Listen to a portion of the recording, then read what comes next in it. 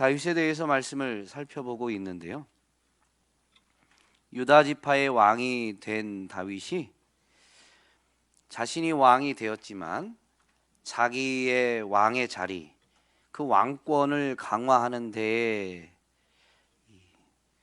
최우선 순위를 두지 않고 왕이 되었지만 자신을 왕으로 삼으신 분이 여호와 하나님이심을 기억해서 하나님의 통치를 이루는 일에, 하나님의 나라가 이루어지는 일에 최우선 순위를 두고 애썼다라는 것을 이 아브넬 사건을 통해서 우리가 지난주에 살펴보았습니다.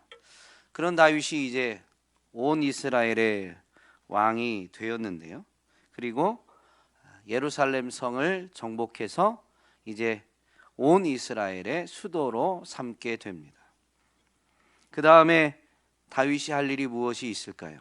유다 지파의 왕이었을 때에도 그는 자신의 나라를 강하게 하고 자신의 왕권을 강화하는 게 필요하지만 그게 최우선 순위가 아니었어요. 하나님의 나라를 이루고 하나님의 통치를 이루는 것이 다윗의 최우선 순위였습니다. 왕으로서 비록 한 지파의 왕이지만 왕으로서 가장 우선시하는 일이었다라는 것이죠. 이제 온 이스라엘의 왕이 된 다윗이 그러면 분명히 그 우선순위를 가지고 온 이스라엘을 이제 다스리고자 하는데, 예루살렘을 정복하고 예루살렘을 다윗성으로 칭하면서 온 이스라엘의 수도로 삼게 되었습니다. 그러면서 이제 이 온 이스라엘을 하나님의 나라로 세워가고자 하는데요. 그러면 필요한 게 뭘까요?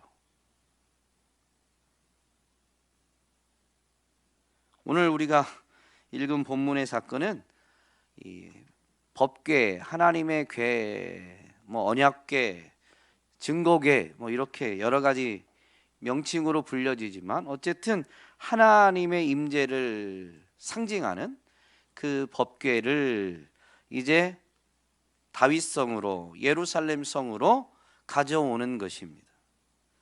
왜 가져오려고 할까요? 하나님이 여기 계시다라는 것을 온 이스라엘 백성들에게 구체적인 표시로 선포하고자 함입니다. 다윗이 물론 하나님 나라를 이루려고 하지만 백성들이 삶의 자리에서 각자 온 지역에서 그 수도를 생각할 때 우리나라는 하나님이 다스린다라는 것을 기억하기 좋은 장치가 바로 하나님의 임재, 하나님을 상징하는 법궤가 그 나라 수도에 있는 거고, 그래서 거기에서 하나님을 찬양하고 경배하는 일들이 이루어지는 것입니다. 그럴 때 온 나라 백성들이 우리나라는 다윗이 다스리지만 하나님을 경배하는 나라, 다윗이 신실해서 하나님을 예배하고 섬기는 일에 우선하여서 우리나라는 하나님의 통치를 받는 나라라는 것을 기억할 수가 있는 것이죠. 이것 때문에 다윗은 이 법궤를 예루살렘 성으로 옮겨오고자 하는 겁니다. 그런데 이 법궤가 어디에 있어요?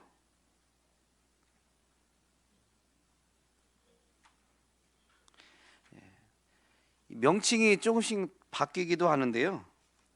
이 기럇 아르바라고도 하고 이 유다 지역인데 바알레라고도 합니다. 이 지역에 이 법궤가 있는 거죠. 아비나답의 집에 있습니다.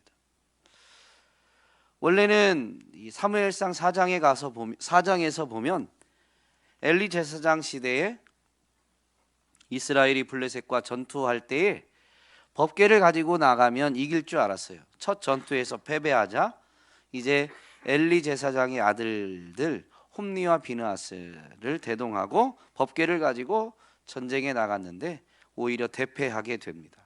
그러면서 법궤를 블레셋에게 빼앗겼습니다.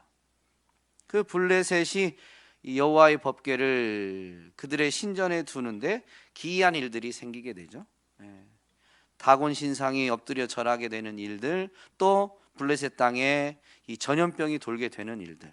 성경은 짧게 기록하지만 이런 시간들은 결코 짧지는 않았을 것입니다.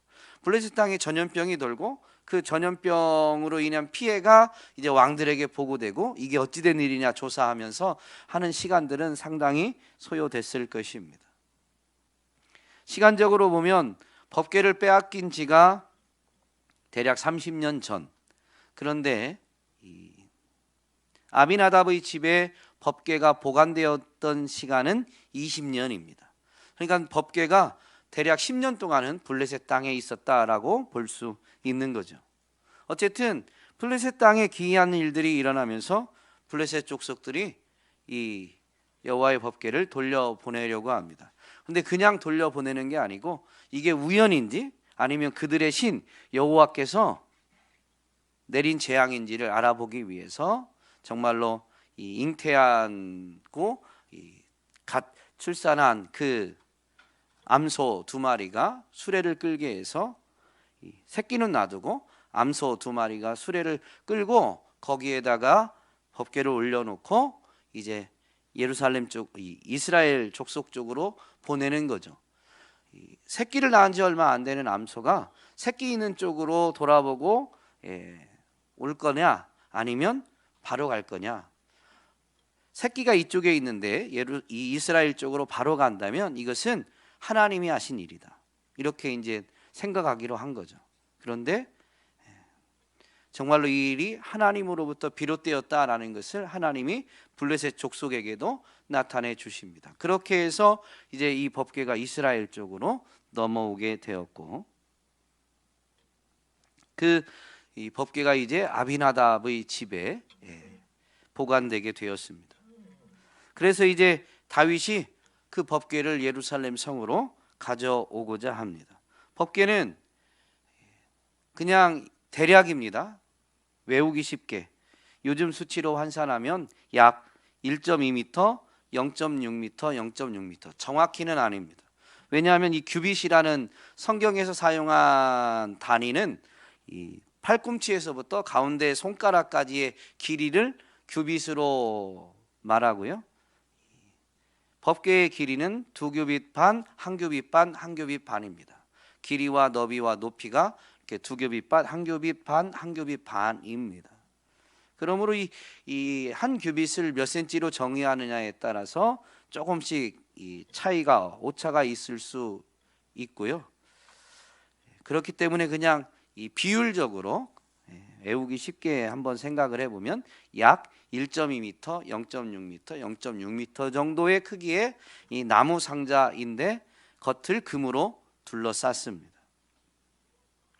나무 상자 안에는 잘 아시는 대로 십계명이 새겨진 2 돌판이 들어가 있고 보관되어 있고 또 아론의 쌍난 지팡이도 보관되어 있고 광야를 지날 때 하나님이 공급하셨던 만나 또한 보관되어 있습니다. 그리고 이 나무 상자를 이제 덮게 되는데 역시 이 순금으로 된 판으로 덮게 되는데요. 이 순금으로 된 덮개 양쪽 끝에는 그룹이 자리하고 있습니다. 이것을 속죄소라고 하는데요. 이 속죄소가 어떤 곳이냐? 출애굽기 25장 22절 말씀에 보면 하나님이 모세에게 이 법궤를 제작할 것을 자세히 말씀하시면서 이 속죄소가 어떤 곳인지 설명을 해 주십니다. 거기서 내가 너와 만나고 속죄소 위 곧 증거계 위에 있는 2 그룹 사이에서 내가 이스라엘 자손을 위하여 내게 명령할 모든 일을 내게 이르리라. 모세가 온 이스라엘을 대표해서 중재자로서 하나님을 만나는 곳이 속죄소입니다. 그래서 그 만남에서 어떤 일이 이루어지냐면 하나님이 이스라엘을 위해서 하시고자 하는 말씀을 모세에게 말씀해 주시는 곳입니다. 그러므로 이 속죄소는 하나님과의 만남이 이루어지는 곳이죠. 하나님이 모세에게 말씀하시는 곳입니다. 이 두 부분을 연결해서 보면 하나님과 만남이 이루어진다, 하나님이 말씀하시는 곳이다 라고 하면 여러분, 하나님이 뭐예요? 질문이 좀 어려운가요? 말씀이 곧 하나님입니다. 요한복음 1장 말씀에 보면 태초에 말씀이 계시니라, 이 말씀이 하나님과 함께 계셨으니 이 말씀이 곧 하나님이시니라 라고 분명히 가르쳐 주죠. 여러분, 말씀이 하나님입니다. 하나님의 말씀이 곧 하나님이신 거죠. 그러므로 하나님과의 만남은 오늘날 어떻게 이루어지느냐? 말씀을 통해서 이루어지는 겁니다. 말씀을 삼가 듣고 그 말씀을 지켜 행하는 것이 하나님과의 만남이고 하나님과의 동행이고 하나님과의 교제인 것입니다. 그 안에 보관되어진 것들은 분명히 이스라엘로 하여금 하나님을 기억하게 만들어 주는 것들인데요, 증거궤, 즉 증거판, 십계명이 새겨진 이 두 돌판은 하나님이 우리에게 계명을 주신 분이시다라는 것을 분명히 기억하게 하죠. 만나는 뭘 기억하게 할까요? 하나님이 우리의 필요를 공급하시는 분이시다 라는 것을 분명히 기억하게 해줍니다. 다른 용어로 하면 주기도문에 있는 대로 일용할 양식을 공급해 주시는 분이시다라는 의미이죠. 또 아론의 쌍난 지팡이는 무엇을 의미할까요? 무엇을 기억하게 할까요?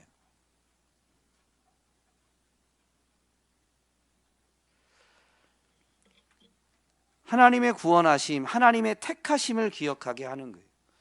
이 모세와 아론의 지도력에 대해서 반대하고 뭐라고 해야 되죠? 갑자기 단어가 생각이 안 나네요. 반역을 일으켰는데요, 고라 자손들이 그때 각 지파 지도자들이 지팡이를 갖고 오고 이 아론도 지팡이를 가지고 와서 하나님이 누구를 지도자로 세웠는지를 명백히 보여주신 것이 그 지팡이에서 싹이 나는 거였습니다.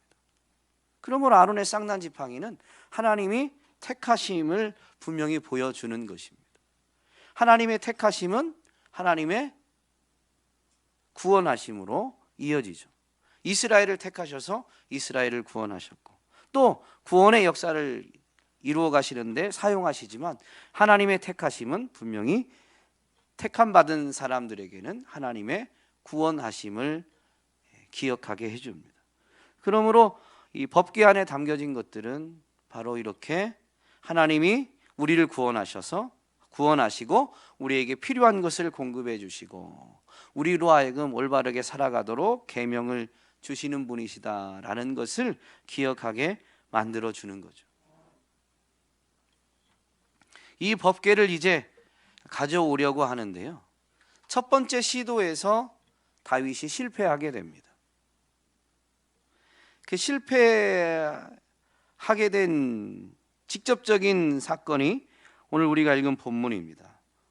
우사가 수레를 끌고 가다가 소가 뛰어서 우사가 법궤를 붙잡았어요. 그래서 하나님이 우사를 치셨습니다. 우사가 죽게 됐거든요. 그래서 다윗이 분하여 화가 나서 이제 거기를 베레스 우사라고 이름하기도 했지만 그 다음에 보면 그날의 여호와를 두려워하여 이르되 여호와의 궤가 어찌 내게로 오리오 하고 이제 그냥 법궤 운반하는 걸 중단하고 그 법궤를 오베데돔의 집에다 보관하게 됩니다.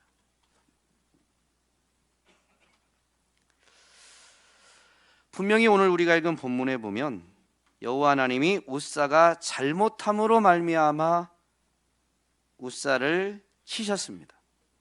여호와께서 치시니까 우사가 죽은 거예요. 이 부분을 조금 드라마틱하게 이제 설교하시는 분들의 말씀을 듣다 보니까 분명히 이 6절에 보면 그들이 나곤의 타작마당에 이르러서는 소들이 뛰므로 우사가 손을 들어 하나님의 궤를 붙들었더니 라고 되어 있습니다. 성경의 묘사는 이렇게만 되어 있어요. 근데 이걸 좀 드라마틱하게 묘사하다 보니까 소들이 뛰니까 법궤가 어떻게 된다고요? 여러분 들은 적 없어요? 흔들리는 걸 넘어서서 법궤가 지금 수레에서 떨어지게 생긴 거예요. 그러니까 우사는 다급한 마음에 법궤가 지금 수레에서 떨어지면 안 되니까 이 뭐라고 해야 될까요? 이렇게 자동 반사 해가지고 이게 뭐라고 그러죠?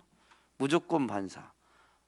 하여튼 반사적으로 법궤를 붙들었다라는 거죠. 근데 그게 정말로 그렇다면 뭐라고 해야 될까요? 뭔가를 의식하지도 못할 수 없는 상황에 그 법궤가 땅에 떨어지는 것에 대해서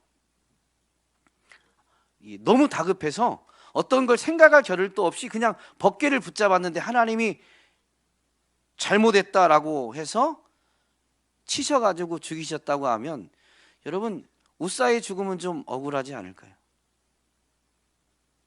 하나님이 좀 도가 지나치신 게 아닐까요? 우리는 성경을 있는 그대로 좀 바라봐야 됩니다. 우사가 잘못했다는 거예요. 그럼 우사는 도대체 무슨 잘못을 저질렀을까요? 오늘 이 부분을 좀 살펴보려고 합니다. 우사는 무슨 잘못을 저질렀을까요?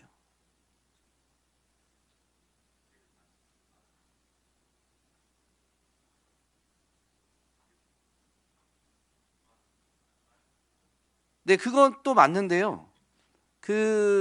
조금 전에 말씀드린 대로 어떤 악한 의도가 아니라 위급한 상황에 어떤 걸 생각할 겨를도 없이 만졌을 때 하나님이 너 감히 법궤를 만져? 그러고 치셨다라고 하기에는 우리 하나님이 인격적인 분이시잖아요. 인자와 자비가 무한하신 분이시잖아요. 잘못한 걸 잘못하지 않았다고 하는 건 아니지만 하나님은 실수와 잘못을 저는 구분한다고 봐요. 그러지 않으세요? 저만 그런 생각이에요? 법궤를 만진 게 잘했다는 건 아닙니다. 잘못했는데 하나님이 이렇게 우사가 잘못함으로 말미암아 진노해서 치셨다. 이거는요 법궤를 만졌다라는 어떤 단순한 행위를 넘어서는 것 같아요. 하나님이 진노해서 작정하고 치신 거거든요. 그럼 도대체 뭐를 잘못했을까? 여러분의 상상력을 좀 펼치셔야 됩니다.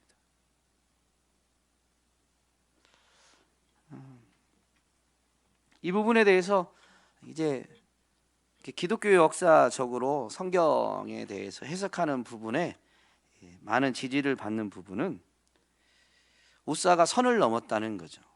법궤를 만진 것을 넘어서서 단순한 행위를 넘어서 우사가 넘지 말아야 될 선을 넘었습니다. 그게 뭘까라는 것을 이제는 상상력입니다. 성경은 아니에요. 근데 하나님이 우사가 잘못해서 진노하셨다라는 부분을 한번 생각해 보면 그럴 것이다라는 상상력입니다. 뭐냐면요, 지금 법궤를 원래는 어떻게 운반해야 돼요? 레위인들이 그 고리에 이 막대기를 꽂아서 어깨에 메고 운반해야 돼요. 레위인들이, 다른 사람이 아니고. 그런데 지금 우사는 레위인이에요, 아니에요? 아니에요. 그리고 수레에다 지금 운반하고 있어요. 왜 수레에다 운반했을까요? 누가 수레에다 운반하자고 했을까요?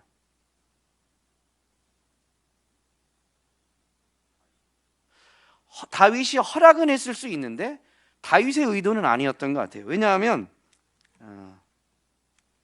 6장 1절 2절에 보면 다윗은 이걸 매우 중요하게 여겨서 3만 명을 모아가지고 다윗이 일어나 자기와 함께 있는 모든 사람과 더불어 바알레 유다로 가서 거기서 하나님의 궤를 메어 오려 하나니라고 되어 있어요.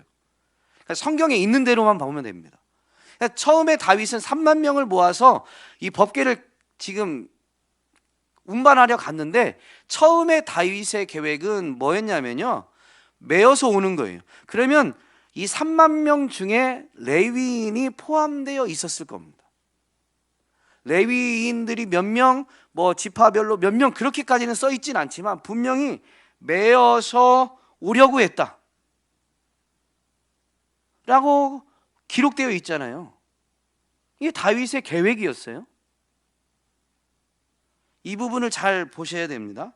그래야 다윗이 하나님이 우사를 치신 것에 대해서 이 화를 내게 되는데요, 그 화를 내는 부분도 우리가 좀 더 생각해 볼 수가 있어요. 어쨌든 다윗은 메어 오려고 했는데, 이제 이 바알레로 가서 이 아비나답의 집에 갔는데, 이제 메어 오려고 했는데 그들이 하나님의 궤를 새 수레에 싣고 그 수레를 우사와 아효가 몰았습니다. 그러면 다윗은 메어 오려고 했는데 수레에 싣고 운반합시다 하고 수레를 우사와 아효가, 쉽게 말하면 운전을 하는 걸 보면, 수레에다 싣고 가자고 누가 주장했을까요? 우사가 한 것 같아요. 우사는 왜 그랬을까요?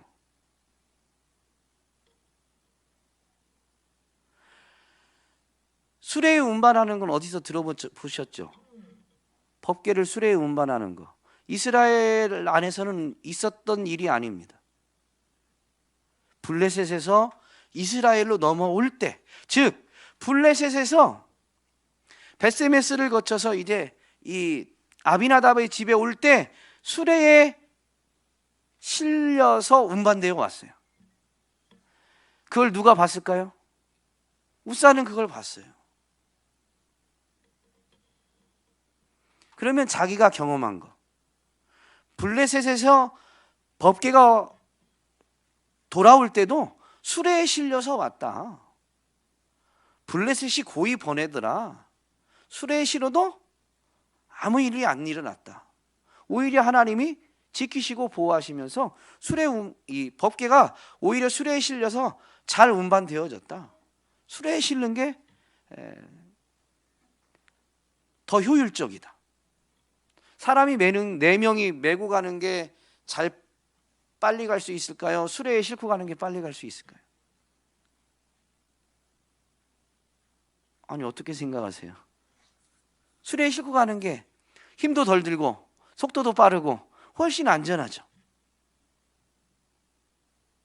사람이 4명이 매면 키를 좀 맞춘다고 해도 보폭이나 이거 다 맞춰도 이게 떨그럭떨그럭 할 수 있잖아요. 안에 지금 10계명이 새겨진 돌판도 있고 안에 내용물도 있는데 이게 지금 딸그락딸그락 소리가 날 수 있단 말이죠. 그렇기 때문에 우사는 여러 가지 이유를 대면서 수레에다 가지고 갑시다 주장했던 것 같습니다. 그리고 우사가 워낙 강력히 주장하고 블레셋에서 넘어올 때 자기가 정말로 목격하고 그때에도 하나님이 아무 일을 안 하셨다라는 어떤 이런 경험에 근거한 주장들 때문에 다윗이 한 발 물러선 것 같습니다. 분명히 메어오려고 했는데 수레에 싣고 나오는 거 보면. 그러면 우사는 왜 이렇게, 왕은 메어오려고 했는데 우사는 강력하게 주장해서 수레에 싣고 법궤를 운반하려고 했을까요?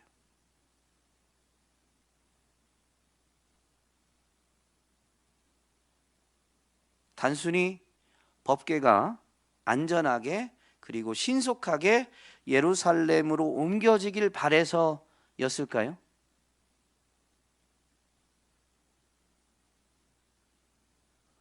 어떻게 생각하세요? 왕이 메어서 운반하려고 했는데 왕의 주장을 철회시키고 더 효율적인 방법을 제시하면서 자기의 주장을 내세운, 그래서 그 방법으로 행하려고 한 이유, 목적은 어디에 있을까요? 네, 어쨌든 자기를 드러내기 위해서. 아비나답의 집에 법궤가 20년이 있었습니다. 그러면 법궤가 있는, 보관하게 되어진 것은 분명히 은혜죠. 하나님이 여기 계시다라는 것을 나타내는 그 법궤가 원래는 있을 수 없는 그 집에 오게 됐어요. 은혜예요.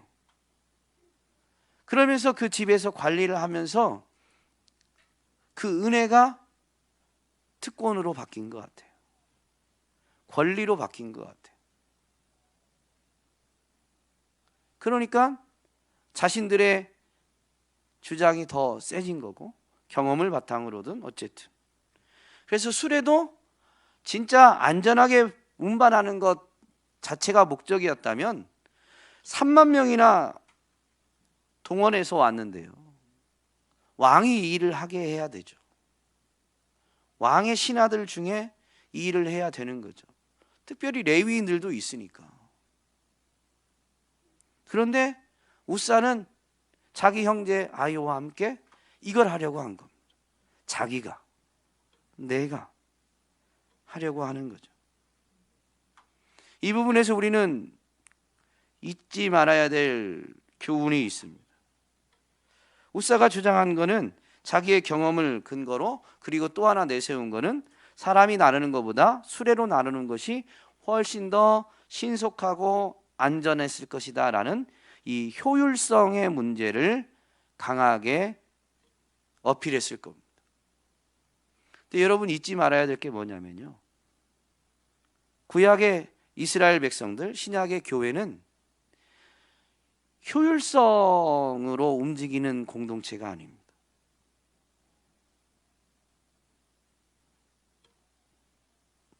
구약의 이스라엘은 거룩한 백성, 신약의 교회는 성도들의 모임, 성도가 거룩한 무리라는 말이죠. 여러분, 교회는 거룩을 추구하는 공동체입니다. 효율성이 떨어져도 거룩을 지키는 게 훨씬 더 우선시 돼야 됩니다.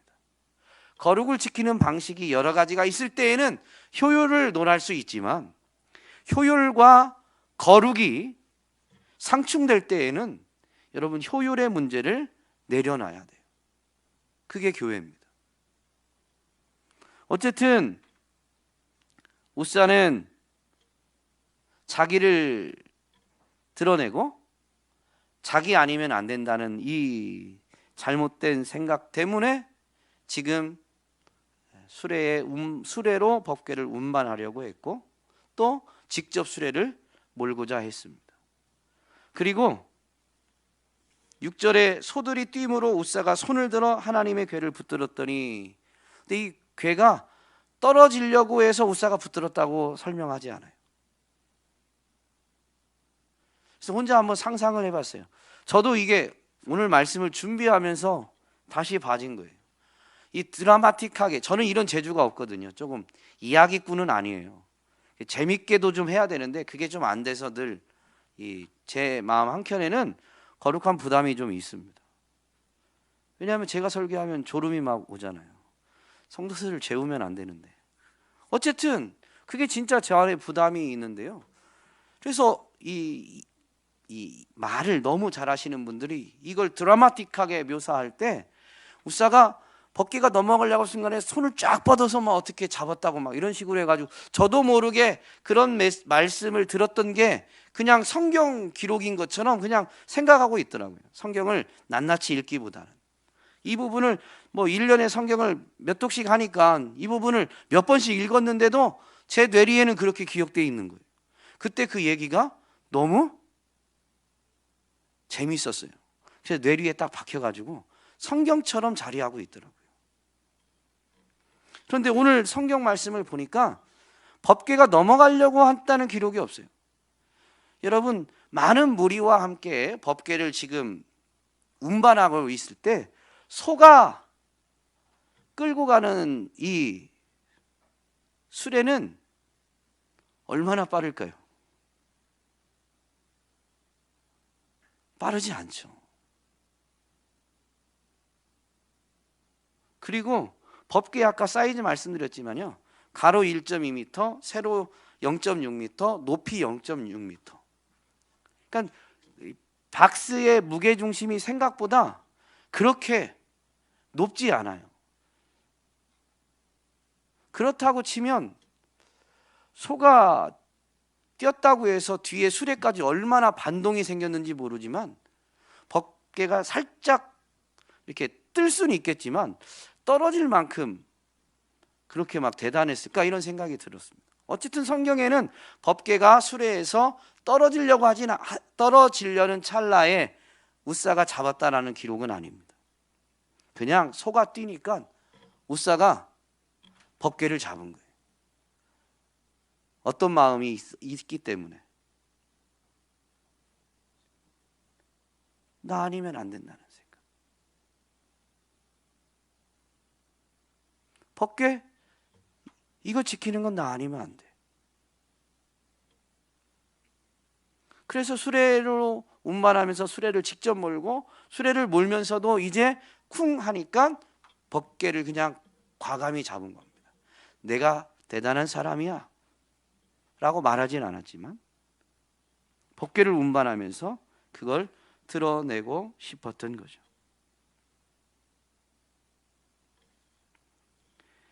이것이 선을 넘은 겁니다. 법궤가 20년 동안 보관되어지는 은혜를 누리면서 풍성히 베풀어 주시는 은혜가 당연한 것으로 여겨지고, 그래서 나는 대단한 사람으로 여겨지게 된 거죠. 여러분, 사람이 대단한 게 아니고요, 그 죄인과 함께 해주시는 하나님이 대단하신 건데요, 사람이 종종 이 선을 넘을 때가 있습니다. 한 번 실수로 한 게 아니고 아예 이제 그런 생각에 사로잡혀 있으면요, 하나님과의 교제가 이루어지지 않습니다. 아무리 법궤 옆에 있어도, 법궤를 가까이 하고 있어도, 심지어 법궤를 과감히 붙잡는다고 할지라도 하나님과의 교제가 아니라요, 이미 하나님과의 교제가 끊어지면서 선을 너무 넘어서 법궤를 붙잡는 순간에는 이제는 돌아오지 못할 강까지 건너게 된 거죠. 그러니 하나님이 웃사의 잘못함을 인해서 진노하셔서 결국엔 치신 거예요. 그 이전에는 돌아오기를 기다리신 거죠. 여러분, 사람이 아무리 성화되어져서 대단한 삶을 살아도 사람이 결코 하나님을 돌보거나 관리할 수 없어요. 하나님이 인생을 돌보시는 거지. 다윗이 이 웃사가 죽음으로 인해서 화를 내게 돼요. 누구한테 화를 냈을까요? 웃사에게요? 죽었는데 이미 죽은 사람인데 웃사한테 화를 낼 수는 없죠. 처음에 여러분 같으면 누구한테 화내겠어요? 하나님께 화내겠죠. 왜냐하면 다윗은 지금 웃사가 왜 죽었나는 아직은 몰라요. 지금 하나님이 그냥 법궤를 운반하는 중에 즉결 처분하신 거예요. 다윗은 어떤 마음으로 지금 법궤를 운반해요? 하나님의 나라를 이루기 위해서. 이 이스라엘이 하나님이 통치하는 나라가 되게 하기 위해서 지금 이 수고를 하고 있단 말이죠. 순전히 하나님을 위해서, 진짜 순수한 마음으로, 순전한 마음으로 하나님의 나라와 하나님의 뜻을 위해서 이 일을 하고 있는데, 갑자기 이 일을 주도적으로 하면서 나섰던 그 사람을 하나님이 딱 치시면서 이 일이 갑자기 두려운 일이 돼버린 거죠. 더 이상 일을 진행하기 어려운 순간을 맞이하게 만들어 버리신 겁니다. 그러니 그런 생각이 드는 거예요. 아니 하나님, 이게 무슨 일입니까? 하나님 도대체 왜 이러십니까? 제 마음에 제 욕심을 위한 게 조금이라도 있었다면 제가 제 자신을 돌이켜야 되겠는데, 하나님, 정말 하나님 아시잖아요.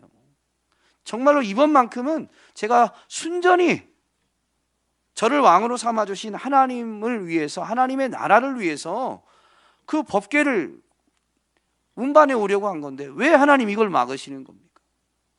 아마 그렇게 화를 내면서 운반을 잘못하면 죽을 수 있으니까 두려운 마음이 들어서 이제 법궤 운반하는 걸 중단했을 겁니다. 그리고 3개월 후에 이제 재시도가 이루어지는데요. 다윗은 3개월 동안 어떻게 했을까요? 여기엔 없어요. 아, 하나님 무서워서 나 이제 다시는 안 하겠다. 하나님 저 진짜 안 해요 이젠. 하나님 이런 식으로 하면 저 앞으로 못 합니다. 막 이러고 있을까요? 처음엔 그렇게 기도했을지 모르겠어요. 어쨌든 다윗은 하나님이 왜 이렇게 하셨을까부터 생각하면서 법궤 운반이 실패하게 된 원인을 찾아보고자 고민하고 연구하고 기도했을 겁니다. 그래서 3개월 뒤에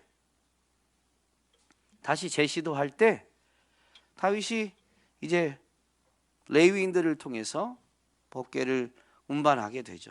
사실 처음에도 그러려고 했어요. 그런데 이 우사가 자신이 그 블레셋에서 이스라엘로 법궤가 운반되어졌던 것을 목격하고 그 했던 경험, 그리고 워낙 강력하게 주장하면서 하다 보니까 다윗도 이제 흔들렸던 거죠.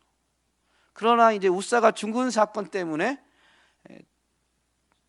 두려움이 더 커서 일시적으로 법궤 운반하는 걸 중단한 상태입니다. 3개월쯤 지나서 어떤 사람이 다윗에게 보고하게 되죠. 여호와께서 하나님이 괴로 말미암아 오벳 에돔에게 복을 주셨습니다. 이 보고를 받는 순간 다윗은 어땠을까요? 아마 그동안 고민하고 연구했던 것들이 우리 잘못이지 하나님이 잘못하신 건 아니구나라는 분명한 확신을 얻었을 거예요.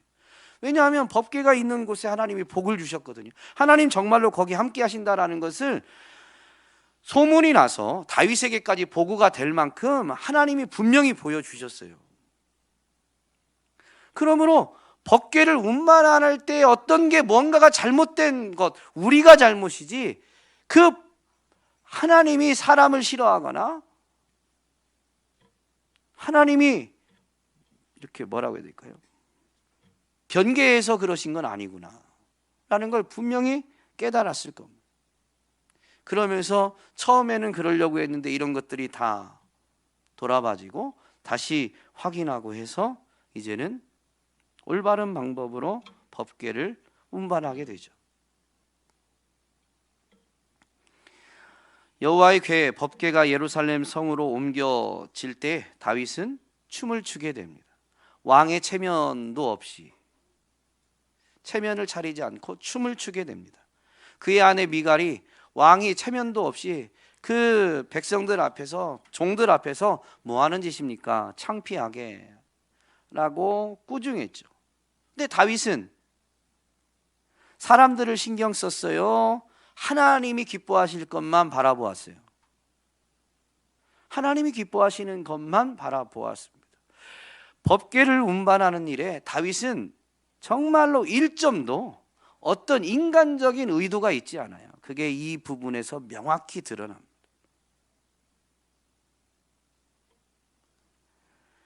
정치적 목적이 있는 게 아니에요. 종교적으로 자기가 좀 더 나은 사람이다라는 걸 과시하기 위함도 아닙니다. 정말로 순전히 하나님의 뜻을 이루고 하나님의 나라를 이루고 하나님을 즐거이 예배하기 위함이었던 거죠. 여러분, 오늘날 우리의 예배의 자세는 우사 같은가요? 아니면 다윗 같은가요? 다윗은 하나님을 향해서 화를 내기도 했고 체면 같은 거 다 내려놓고 춤을 추기도 했습니다. 우사는 어땠을까요? 법궤를 운반할 때 매우 점잖게 자기가 대단한 사람이라는 것을 드러내기 위해서 매우 엄중하게, 그러면서도 말은 매우 교양 있게 하나님 앞에서 있는 것처럼. 여러분, 수레 운반할 때 법궤가 더 안전합니다. 제가 운전하겠습니다. 여러분은 뒤에 천천히 따라오십시오. 아마 매우 정중했을 겁니다. 막 혈기를 부리거나 그러지 않았을 거예요. 화내지 않았을 거예요. 오늘날 거룩은 어쩌면 우사와 같은 모습이 거룩인 것으로 여길 때가 많은 것 같아요. 그런데요, 하나님 앞에서 정말로 하나님의 나라와 뜻을 이루기 위해서 살아가는 사람은 납득되지 않는 순간에는 다윗처럼 화가 날 수도 있어요. 하나님 앞에 화를 낼 수도 있죠. 하나님이 이게 뭡니까? 하나님을 위해서 살고자 했는데 이게 뭡니까? 하나님, 저를 좀 깨닫게 해주세요. 제가 잘못한 게 있으면 생각나게 해주세요. 막 따지고 하지 않겠어요? 근데 그게 불경한 게 아니라요, 그렇게 하나님께만 매달리고 그래서 결국엔 하나님만 기쁘시게 해드리는 방향으로 나중에 나아가는 것이 인생에게는 올바른 겁니다. 그 모든 게 거룩하다라고 말할 수는 없지만 그게 인생은 올바른 삶을 살아내는 거죠. 다윗이 우사가 죽은 곳을 베레스 우사라고 했는데 그 이름이 오늘까지 이른다라고 8절 끝부분에 기록하고 있습니다. 베레스 우사라는 지역을 떠올리면 여러분, 다윗은 또 온 이스라엘은 어떤 생각을 가질까요?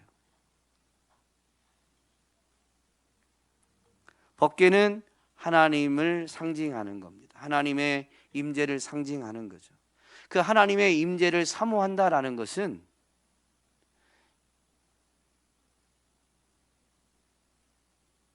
마냥 좋기만 한 건 아니에요.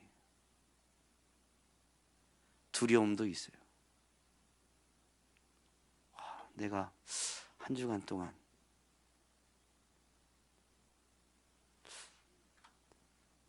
잘못된 생각도 좀 하고 직장 생활하는데 미운 사람 생겨가지고 속으로 아이 저 사람 접촉사고나 나라 뭐 이런 생각도 좀 했고, 그런 생각을 했었던 내가 떠오르면 하나님 앞에, 하나님의 임재 앞에 나온다는 게 부담이 되죠. 두려움이 되고. 근데 그 부담, 두려움이 철저히 십자가를 붙들게 됩니다. 안 그러면 죽으니까.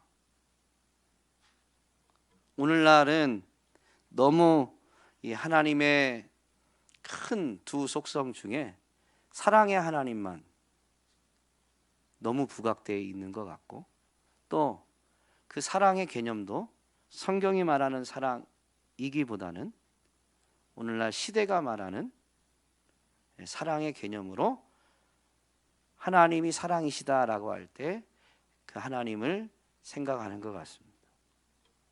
오늘 저와 여러분이 다윗과 우사의 이야기를 분명히 되새기면서 우리는 사실 선을 넘을 때가 없지는 않아요. 그러나 돌이켜서 결국에는 선을 지키는 사람들이 될 수 있기를, 다윗과 같은 사람들이 될 수 있기를, 그래서 점점 거룩하게 나아가는, 거룩함과 진실함으로 삶을 살아가는 저와 여러분이 다 될 수 있기를 주님의 이름으로 축복합니다. 그러면 우리 세종온육교회도 여러분이 계신 모든 삶의 현장, 직장, 일터에도 하나님의 나라가 과연 임하였다라는 것이 인정되어지고 선포되어질 줄로 믿습니다.